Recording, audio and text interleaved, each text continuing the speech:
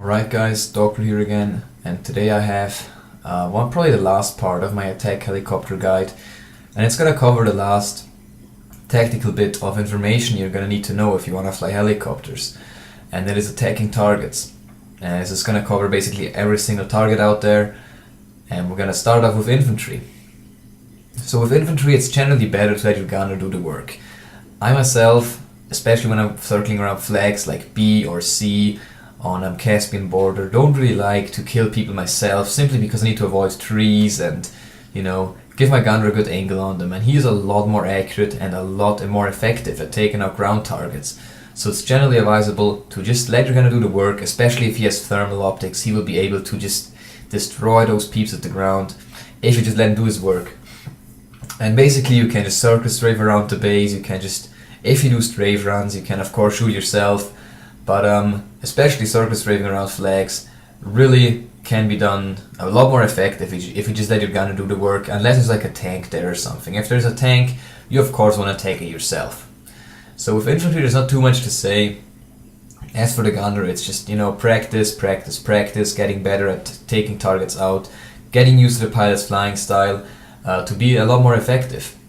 And that is really all the information I can give you. And there's just one more trick, but that is kind of something only I do.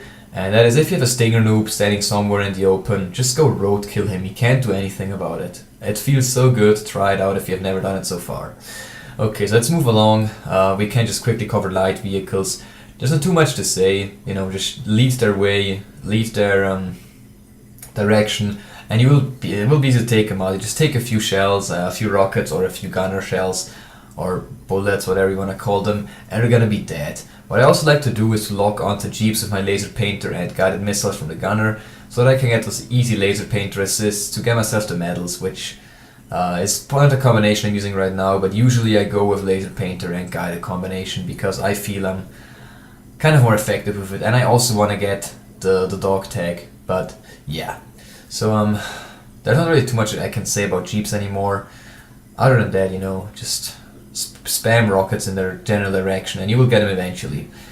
Now the next targets are tanks, and we're just gonna talk about normal tanks that just use something like canister shell or anything like that. With tanks, it is generally a good idea to stay higher up in the air. I usually stay low when I'm flying with my helicopter, simply because of stingers and other lock-ons that I can avoid using below radar. However, with tanks, your biggest threat, usually is the main cannon, and the main cannon might not be anything strong against you in the hands of a newcomer to the game or somebody who hasn't played too much. But in the hands of an experienced player, a tank's main cannon can get you reliably in just one shot. So you want to be very careful that you don't give the driver a chance of flying low. I know people out there who do nothing but shooting helicopters out of the sky. My buddy Warhaven, for example, plays Noshar 24/7 just to practice his shots, shoot little birds out of the sky, and if you give him a chance to shoot you, he will use that opportunity and he will take you out. So with normal tanks, generally a better idea to stay higher in the air whilst you attack him. Now if you've had a CTB tank, it is basically the same. But because the CTB itself can look really high up, it might be possible that a javelin locks onto you whilst you're flying above the tank. He might not get you with the guided shell, but the CTB still can lock you up.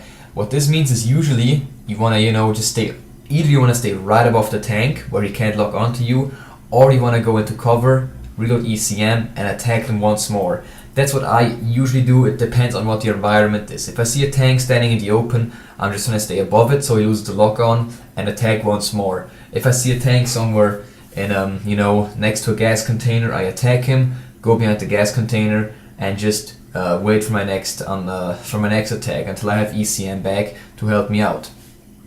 And that is basically all I can say about tanks. Generally, just want to avoid getting locked on by a CTV and getting hit by the main cannon. As you can see here, I just attacked this tank. I'm going to cover, gonna reload ECM real quick. Well, I would have reloaded ECM if this chopper wouldn't come in, but he's gonna get raped anyway. So let's go ahead with talking about helicopters. As you can see here, as you could see in just that moment, I was staying below radar. This is something that is very, very hard to do, and we're gonna get on it just in a moment. Basically, when you attack helicopters, is the most helpful thing is to always have to drop on them. If you lock on first, chances of survival are higher. Time your flares at the last moment possible. Time your ECM at the last moment possible. It's those few split seconds that can make a difference in the outcome of the helicopter fight. If you can, ambush the helicopter, use air radar if it helps you, or have a pilot that uses air radar, like for example a jet pilot that you communicate with to tell you when the helicopter is up and where it's going. Like this, you can get a good angle on them, come from behind, ambush, fly through the trees or behind a hill, anything that helps you get the first lock on them, and just give it extra time before they lock onto you. Now, if you are kind of advanced and your flying is kind of good, you can go for a lot harder way to attack helicopters. And basically what you want to do is you want to fly below radar whilst attacking them, as I get hit by this tank douchebag here. It really isn't that easy, but if you do it correctly, you can do a whole lot of damage.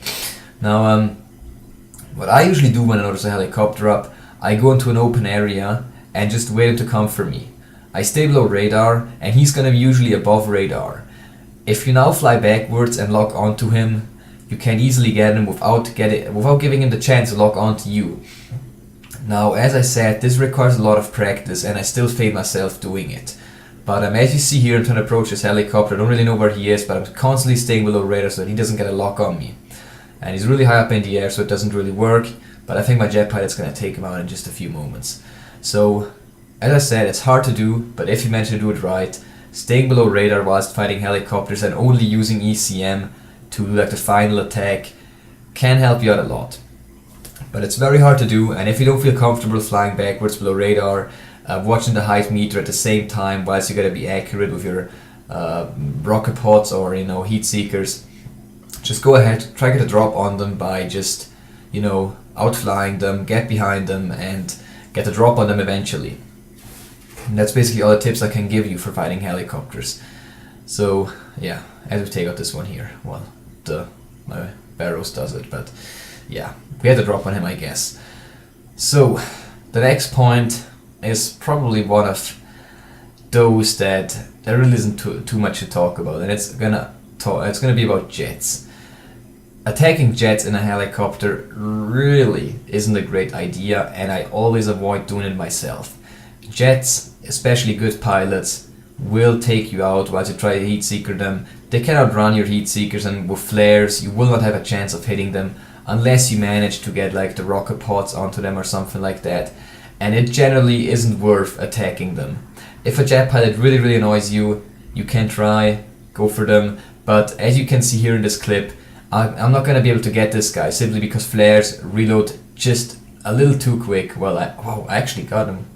Fade over there, but usually it doesn't work for me.